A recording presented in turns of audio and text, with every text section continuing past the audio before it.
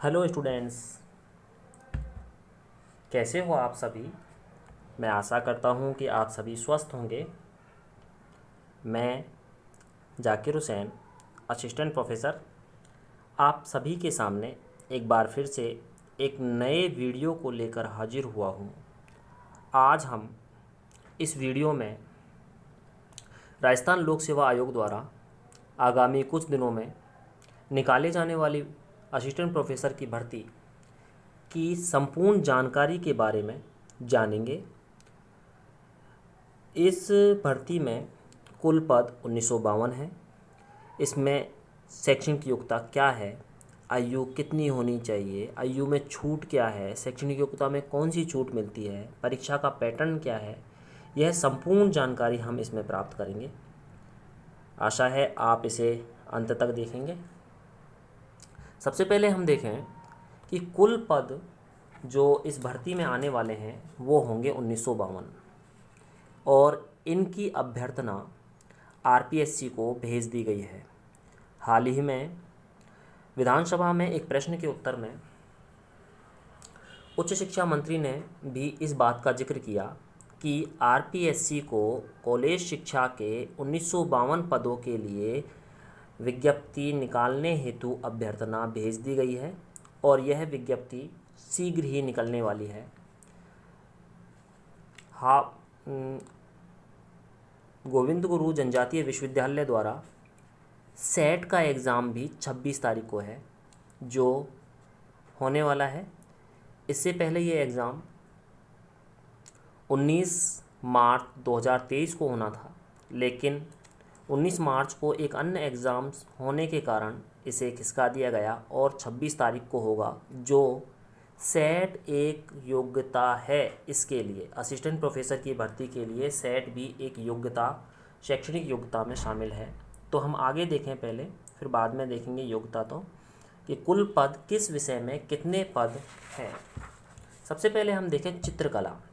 चित्रकला में 35 पद इस भर्ती में आएंगे, जबकि इससे पहले जो भर्ती 2020 में हुई थी उसमें चित्रकला के केवल 10 पद थे। अर्थशास्त्र के 103, पहले केवल 47 थे, अंग्रेजी में 153, भूगोल में 150, हिंदी में 214 पद, जबकि पूर्व की भर्ती में केवल 66 पद थे। इतिहास में 177, राजनीति विज्ञान में 181, समाजशास्त्र में 80, संस्कृत में 76, रसायन शास्त्र में 81, बॉटनी में 70, फिजिक्स में 60, गणित में 53, एबीएसटी में 86, बिजनेस एडमिनिस्ट्रेशन में 71, ईएफएम में 70। इस प्रकार हम देख रहे हैं कि अब की बार जो वैकेंसी आने वाली है, इस वैकेंसी में जो कुल पद हैं वो इतने हैं जो पहले की वैकेंसियों से बहुत ज़्यादा हैं। राजस्थान में इससे पहले इतनी बड़ी वैकेंसी असिस्टेंट प्रोफेसर्स की नहीं आई, तो हमारे पास बहुत अच्छा चांस है कि इन पदों में से एक पद हम अपने लिए सुरक्षित कर लें। उसके लिए हमें पढ़ना होगा। तो अब हम देखें आगे कि इसके लिए शैक्षणिक योग्यता क्या है। असिस्टेंट प्रोफेसर की जो भर्ती राजस्थान लोक सेवा आयोग द्वारा करवाई जा रही है, इसके लिए मान्यता प्राप्त विश्वविद्यालय से संबंधित विषय में 55% के साथ स्नातकोत्तर की डिग्री होनी चाहिए। कितने परसेंट? 55%। कहने का मतलब ये है कि पीजी में 55% होना चाहिए, एमए में 55% होना ज़रूरी है। अब आप पूछेंगे कि सर मेरा पीजी में तो 55% है, लेकिन मेरा बीए में ये सब्जेक्ट नहीं था। तो इस बात का कोई फ़र्क नहीं पड़ता कि आपके बीए में सब्जेक्ट था या नहीं। पीजी में सब्जेक्ट होना ज़रूरी है और उसमें भी 55% अंक हमारे पास होने चाहिए, तभी हम इन पदों के लिए अप्लाई कर सकते हैं। दूसरा है नेट, सेट या सेलेक्ट या 11 जुलाई 2009 से पहले एमफिल या पीएचडी में रजिस्ट्रेशन। व्यक्ति के पास 55% में अंक के साथ एमए होनी चाहिए, नेट होना चाहिए या स्लेट या सेट होना चाहिए, या उसके पास 11 जुलाई 2009 से पहले उसने एमफिल या पीएचडी में रजिस्ट्रेशन करवा रखा है, तो वो व्यक्ति या वो अभ्यर्थी भी इसके लिए अप्लाई कर सकता है। लेकिन जो व्यक्ति पीएचडी है या पीएचडी में जिसने 11 जुलाई 2009 से पहले रजिस्ट्रेशन करवा रखा है, उसके लिए कुछ न्यूनतम शर्तें दी गई हैं, यानी वो शर्तें होनी ज़रूरी हैं। पहला तो है, अभ्यर्थी को केवल नियमित पद्धति से ही पीएचडी की डिग्री दी गई हो, यानी कि डिस्टेंस या ओपन से उसे वह डिग्री नहीं दी गई हो। और अभ्यर्थी की जो पीएचडी की थीसिस है वह 2 बाह्य परीक्षकों द्वारा उसका मूल्यांकन किया गया हो, उसका मुक्त मौखिक परीक्षा आयोजित की गई हो, उसके पीएचडी कार्य से शोध कार्य से संबंधित 2 शोध पत्र प्रकाशित किए गए हों और उनमें से कम एक रेफर्ड जर्नल में प्रकाशित किया गया हो, और पीएचडी शोध कार्य में से 2 पेपर संगोष्ठियों या सम्मेलनों में उसने प्रस्तुत किए हों, तभी उसे पीएचडी की डिग्री को मान्य किया जाएगा और उसे नेट, सेट या स्लेट से छूट प्राप्त होगी। तो शैक्षणिक योग्यता में हम देख रहे हैं कि 55% के साथ एमए, नेट, सेट या स्लेट का होना ज़रूरी है। लेकिन नेट तो यूजीसी करवाती है, सेट या स्लेट हर राज्य अलग अलग करवाता है। तो सेट या स्लेट केवल राजस्थान से होना ही ज़रूरी है, यानी कि राजस्थान की राज्य स्तरीय जो पात्रता परीक्षा है सेट या स्लेट, केवल वही अभ्यर्थी जिन्होंने राजस्थान की पात्रता परीक्षा पास कर रखी है वही व्यक्ति इसके लिए अप्लाई कर सकता है। अन्य राज्य से यदि किसी व्यक्ति ने सेट या स्लेट कर रखा है तो वो अप्लाई नहीं कर सकता। लेकिन अगर उसने 1 जून 2002 से पहले किसी भी राज्य से सेट या स्लेट कर रखा है तो वो व्यक्ति या वो अभ्यर्थी भी इसके लिए पात्र होगा।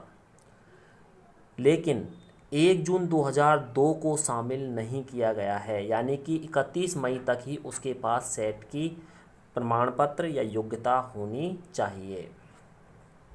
तो इस प्रकार हमने देखा कि एमए में 55% सेट, नेट, सेट या स्लेट होना ज़रूरी है। इसके बाद आता है शैक्षणिक योग्यता में छूट। अनुसूचित जाति, अनुसूचित जनजाति, अन्य पिछड़ा वर्ग जो नॉन क्रीमी लेयर हो, अति पिछड़ा वर्ग जो भी नॉन क्रीमी लेयर हो, निःशक्त जन के अभ्यर्थियों को जो शैक्षणिक योग्यता है उसमें 5% की छूट है, यानी कि उन्हें 55 से कितने % चाहिए, 50%, यानी कि उनके पास 50% का होना ज़रूरी है। उक्त पदों पर आवेदन करने वाला अभ्यर्थी शैक्षणिक योग्यता के अंतिम वर्ष में सम्मिलित हुआ हो या सम्मिलित होने वाला व्यक्ति भी आवेदन करने का पात्र होगा, यानी कि जो व्यक्ति एमए के फाइनल ईयर में हैं या एमए फाइनल में हैं वो भी इसके लिए अप्लाई कर सकते हैं। लेकिन उन्हें क्या करना होगा, जब आयोग द्वारा अगर मान लो वो लिखित परीक्षा पास कर लेते हैं तो आयोग द्वारा जब साक्षात्कार आयोजित किया जाएगा तो उससे पहले उन्हें अपनी जो शैक्षणिक योग्यता है उसका सबूत देना होगा, अन्यथा वह इन पदों के लिए पात्र नहीं होगा। कहने का मतलब ये है कि उस समय तक व्यक्ति के पास एमए में 55% के साथ पास और नेट, सेट या स्लेट का प्रमाण पत्र होना ज़रूरी है। नेट, सेट या स्लेट राजस्थान से होना चाहिए, तभी वह व्यक्ति इसके लिए योग्य माना जाएगा। इसके बाद में हम देखें आगे, आयु व अधिकतम आयु में छूट का प्रावधान। असिस्टेंट प्रोफेसर के जो ये पद निकाले गए हैं आरपीएससी द्वारा या निकाले जाएंगे आरपीएससी द्वारा 1952, उन पदों के लिए न्यूनतम आयु जो है वो 21 वर्ष निर्धारित की गई है और अधिकतम आयु 40 वर्ष से कम, यानी कि कम से कम 40 वर्ष और अधिकतम कम से कम 21 वर्ष और अधिकतम व्यक्ति की जो आयु है वो 40 वर्ष से कम होनी चाहिए।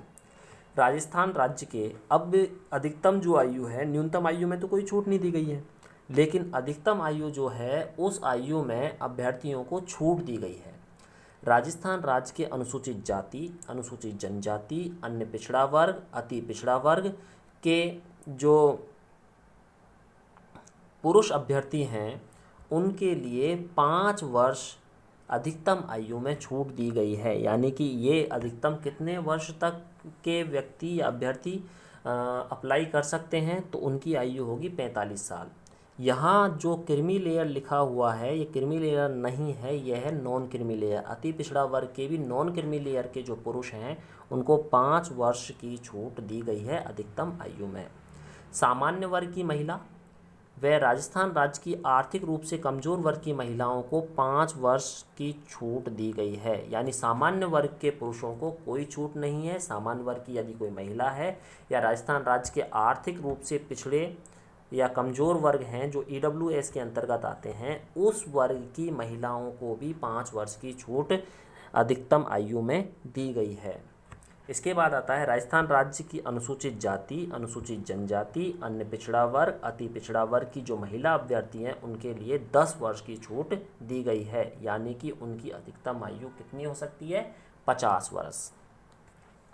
तो राजस्थान राज्य के जो SC, ST, OBC, MBC के जो पुरुष हैं उन्हें 5 वर्ष की छूट दी गई है अधिकतम आयु में।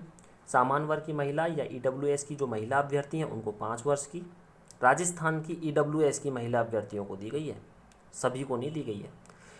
राजस्थान राज्य की जो SC, ST, OBC या MBC की जो महिला अभ्यर्थी हैं उन्हें 10 वर्ष की छूट दी गई है अधिकतम आयु में।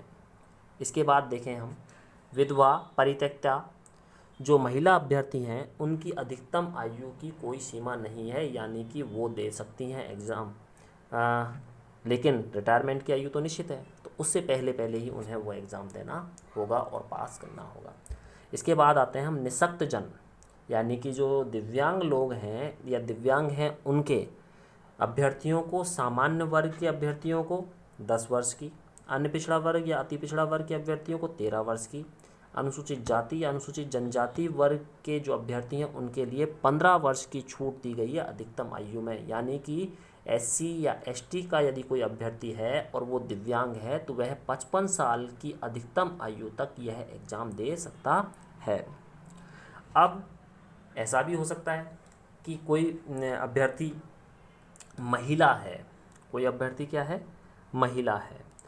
तो SC, ST जो राजस्थान की महिला वर्ग की अभ्यर्थी है उसे, महिला को कितने 10 वर्ष का तो प्रावधान दिया गया है किसमें? महिला होने के नाते, जबकि उसे यदि दिव्यांग का 15 साल का, तो 15 और 10 कितने हो गए? 25, और 40 साल अधिकतम है ही, तो 65 साल। नहीं, ऐसा नहीं है। यानी कि वह केवल अधिकतम आयु का फ़ायदा एक ही प्रावधान के अंतर्गत ले सकता है जो अधिकतम हो। तो यहाँ 15 वर्ष अधिकतम है तो दिव्यांग केवल 15 साल का ही छूट ले सकता है। एक से अधिक प्रावधानों को जोड़कर आयु सीमा में किसी भी प्रकार की छूट नहीं दी जाएगी। ठीक है। इसके बाद में हम देखें उपयुक्त पात्र अभ्यर्थियों के नहीं मिलने पर जो पदों को भरने का प्रावधान है या बैकलॉग पद कैसे रहते हैं। सबसे पहले हम देखें अनुसूचित जाति, जनजाति से संबंधित, यानी अनुसूचित जाति और जनजाति से संबंधित जो पद हैं वो कैसे भरे जाते हैं यदि वो बैकलॉग रह जाते हैं। तो कार्मिक विभाग जो है उसकी अधिसूचना थी 17 जनवरी 2013 के। उसके अनुसार यदि अनुसूचित SC या ST का कोई पात्र या उपयुक्त अभ्यर्थी उपलब्ध नहीं होता है तो ऐसी स्थिति में अगली 3 भर्ती वर्षों तक उनके पदों को बैकलॉग के रूप में रखा जाता है। आगामी 3 भर्तियों तक, 3 भर्ती वर्षों तक, यानी कि एक भर्ती मान लो अब हुई, उसके बाद एक हुई 2025 में, फिर 27 में, तो 29 में, तो 29 तक बैकलॉग रखना होगा। भर्ती वर्ष का मतलब जिस साल भर्ती होगी उसे 1 वर्ष के रूप में माना जाएगा। सीधा सा कहने का मतलब यह है कि आगामी 3 भर्तियों तक उन पदों को बैकलॉग के अंतर्गत ही रखा जाएगा। इसके बाद आता है OBC, MBC आर्थिक रूप से पिछड़े वर्ग, आर्थिक रूप से जो कमज़ोर वर्ग हैं, यदि इनमें कोई उपयुक्त अभ्यर्थी उपलब्ध नहीं होता है कोई उपयुक्त अभ्यर्थी उपलब्ध नहीं होता है तो इन पदों को नियमानुसार सामान्य प्रक्रिया से ही भर दिया जाएगा। इसके बाद आता है विधवा या परित्यक्ता से संबंधित, यानी कि उनके अगर कोई पात्र अभ्यर्थी विधवा या परित्यक्ता नहीं मिलती है तो सबसे पहले तो उनका अंतर परिवर्तन कर दिया जाता है। यानी विधवा नहीं मिल रही है तो परित्यक्ता से भर सकते हैं, और परित्यक्ता नहीं मिलती है तो उसे विधवा के से भी उस पद को भर सकते हैं। उसके बाद अगर मान लो अभ्यर्थी नहीं मिलते हैं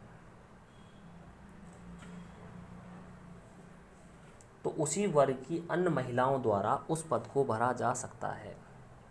यानी उस वर्ग की महिला द्वारा ही, जैसे विधवा एसटी में एक पद है विधवा का, या जनरल में या एससी में एक पद है विधवा का, तो अगर विधवा वहाँ हमें उपयुक्त या पात्र अभ्यर्थी विधवा का नहीं मिलता है तो उसे हम परित्यक्ता से भरेंगे। अगर परित्यक्ता भी अगर मान लो कि कोई उपयुक्त अभ्यर्थी नहीं है तो उसे हम उसी वर्ग के पुरुष अभ्यर्थियों द्वारा भरेंगे, लेकिन महिला अभ्यर्थियों के आरक्षित पद बैकलॉग में नहीं रहेंगे। कहने का तात्पर्य यह है कि विधवा और परित्यक्ता के लिए जो पद दिए हुए हैं उन पदों को सबसे पहले उसी से भरा जाएगा। विधवा के लिए पद दिया गया तो विधवा से भरा जाएगा। अगर मान लो विधवा उपयुक्त अभ्यर्थी नहीं मिलता है तो उसे परित्यक्ता से भर देंगे। अगर मान लो परित्यक्ता का पद है, परित्यक्ता उपयुक्त अभ्यर्थी नहीं मिल रहा है तो उसे विधवा से भर देंगे। इनको सबसे पहले अंतर परिवर्तन करेंगे, तत्पश्चात उसी वर्ग की महिला से भरेंगे। उसी वर्ग की महिला, जैसे एससी में अगर मान लो या एसटी में अगर मान लो विधवा का पद दिया हुआ है तो विधवा नहीं मिलने पर परित्यक्ता से, परित्यक्ता भी नहीं मिलती है तो एससी की या एसटी की ही महिला से उस पद को भरेंगे। फिर भी अगर नहीं मिलते हैं, महिला भी उपयुक्त अभ्यर्थी नहीं है, तो फिर उस वर्ग के पुरुष से उसे भरा जाएगा, लेकिन आगामी जो आरक्षित पद है उसे बैकलॉग के रूप में नहीं रखा जाएगा। निःशक्त जन या भूतपूर्व सैनिकों से संबंधित जो अभ्यर्थी नहीं मिलते हैं या पात्र या उपयुक्त अभ्यर्थी नहीं मिलते हैं, इनका जो आरक्षण दिया गया है वो क्षैतिज है, यानी कि जिस वर्ग का होगा उसे उसी वर्ग में समायोजित किया जाएगा। इसके बाद देखें, भूतपूर्व सैनिकों के आरक्षित पदों पर अगर उपयुक्त अभ्यर्थी नहीं मिल पाता है तो आगामी भर्ती में बैकलॉग तत्पश्चात सामान्य प्रक्रिया। यानी अगर भूतपूर्व सैनिक के आरक्षित पद पर कोई उपयुक्त अभ्यर्थी नहीं मिलता है तो आने वाली जो पहली भर्ती होगी उसमें तो उसका बैकलॉग रखा जाएगा, लेकिन उससे आगे उसका बैकलॉग नहीं रखा जाएगा। निःशक्त जन से संबंधित बेंचमार्क निःशक्त जन की अनुपलब्धता तो भर्ती में बैकलॉग, यानी कि जिस पद के लिए, यानी BL एल के मतलब LD के लिए है या किसी और के लिए है तो अब उसी के अनुसार उसे भरा जाएगा। जैसे अगर मान लो LV के लिए है, LD के लिए है या HI के लिए है तो बेंचमार्क निःशक्त जन की अनुपलब्धता तो अगली भर्ती में बैकलॉग, यानी कि LD के लिए कोई पद है तो उस पद को अगली भर्ती तक अगर उपयुक्त अभ्यर्थी नहीं मिलता है तो बैकलॉग चला जाएगा। लेकिन अगर मान लो अगली भर्ती में भी निःशक्त जन उसी बेंचमार्क का नहीं मिलता है तो सबसे पहले निःशक्त जन की जो निर्धारित श्रेणियां हैं उनको इंटरचेंज कर दिया जाएगा और उन पदों को भर दिया जाएगा। अगर उस वर्ग में भी अनुपलब्धता होती है तो नियोक्ता निःशक्त जन के अलावा भी अन्य अभ्यर्थियों से उस पद को भर सकेगा। ठीक है, ये थोड़ा सा टफ है, समझने में दिक्कत है। अगर मान लो आपके कोई बात समझ में ना आई हो तो और आप इस वर्ग विशेष से संबंधित हों तो आप कमेंट्स करें, आपका ज़रूर सॉल्यूशन किया जाएगा, कोशिश की जाएगी। इसके बाद हम देखें अनुसूचित जाति, अनुसूचित जनजाति, अन्य पिछड़ा वर्ग, अति पिछड़ा वर्ग, आर्थिक रूप से कमज़ोर वर्ग का लाभ केवल राजस्थान के निवासियों को ही मिलेगा। यानी SC ST OBC MBC EWS का जो भी लाभ है वो केवल राजस्थान के निवासियों को ही मिलेगा, अन्य राज्यों के निवासियों को ऐसा कोई लाभ नहीं मिलेगा आयु सीमा में। सुप्रीम कोर्ट और हाई कोर्ट के निर्णय थे, यानी कि आरक्षित वर्ग में सुप्रीम कोर्ट और हाई कोर्ट ने आरक्षित वर्ग से संबंधित महिला के ऊपर कुछ निर्णय दिए थे, और उन निर्णयों में कहा गया था कि अगर महिला विवाह के बाद राजस्थान का मूल निवासी बन भी जाती है तो पब्लिक एम्प्लॉयमेंट में उसे सामान्य महिला के पद पर ही आवेदन करना होगा। और सर्वोच्च न्यायालय का जो निर्णय था वो 30 अगस्त 2018 का था, और उच्च न्यायालय जयपुर का जो निर्णय था वो भी 2018 का था, 18 सितंबर का। और इन दोनों निर्णयों के अनुसार ये कहा गया था कि राजस्थान राज्य के बाहर अन्य राज्य की महिला जो विवाह के बाद राजस्थान राज्य की मूल निवासी बन जाती है तो उसे पब्लिक एम्प्लॉयमेंट में SC ST OBC MBC का कोई भी लाभ नहीं दिया जाएगा, उसे अपना आवेदन सामान्य महिला के पद पर ही करना होगा। इसके बाद हम देखते हैं परीक्षा का पैटर्न क्या होगा। परीक्षा के 2 चरण होंगे, पहला होगा लिखित परीक्षा, दूसरा होगा साक्षात्कार। संबंधित विषय जिस विषय में पद के लिए अभ्यर्थी ने अप्लाई किया है उस विषय के 2 पेपर होंगे, और दोनों पेपर 75-75 नंबर के होंगे, मार्क्स उसके होंगे 75-75। तीसरा पेपर राजस्थान का सामान्य ज्ञान से संबंधित होगा जो 50 नंबर का होगा। ये 50 नंबर राजस्थान के जो अभ्यर्थी हैं उनके लिए बोनस मार्क्स हैं एक तरीके से, क्योंकि राज्य के बाहर के जो अभ्यर्थी हैं उन्हें राजस्थान का सामान्य ज्ञान, राजस्थान के भूगोल को पढ़ने में तकलीफ होगी, जबकि हम बहुत दिनों से पढ़ते आ रहे हैं, हम शुरू से पढ़ते आ रहे हैं, तो ये हमारे बोनस मार्क्स हैं।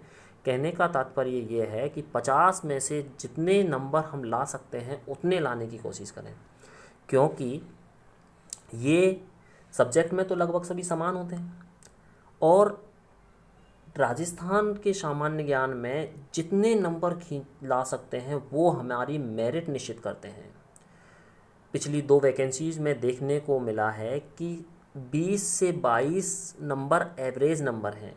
अगर मान लो राजस्थान वाले इस पेपर में, सामान्य ज्ञान वाले तीसरे पेपर में आप 30, 32, 35 नंबर तक ले आते हैं तो आप अन्य अभ्यर्थियों से 10 से 12 नंबर का डिफरेंस कर लेते हैं, और जो संबंधित पेपर सब्जेक्ट के होते हैं उसमें तो आप लोग लगभग सभी समान होते हैं, इसलिए हमें इस पेपर पर विशेष ध्यान देने की ज़रूरत होती है।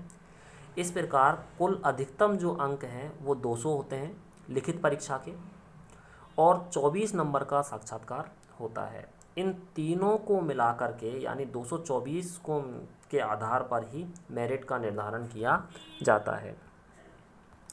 इसके बाद संबंधित विषय के दोनों पेपरों में कितने प्रश्न होते हैं? 150 प्रश्न, और समय 3 घंटे।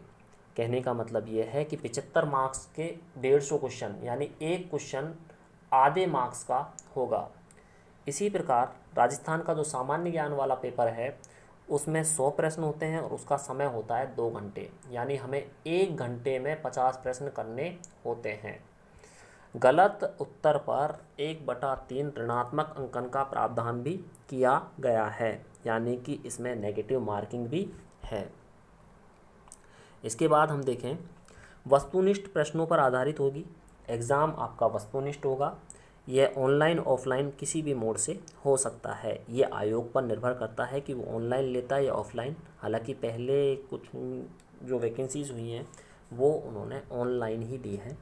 लिखित परीक्षा में संबंधित विषय से भरे जाने वाले कुल पदों के 3 गुना अभ्यर्थियों को साक्षात्कार के लिए बुलाया जाता है संबंधित कैटेगरी में, यानी जिस कैटेगरी में जितने पद दिए हुए हैं उन पदों के 3 गुना व्यक्तियों को साक्षात्कार के लिए बुलाया जाता है।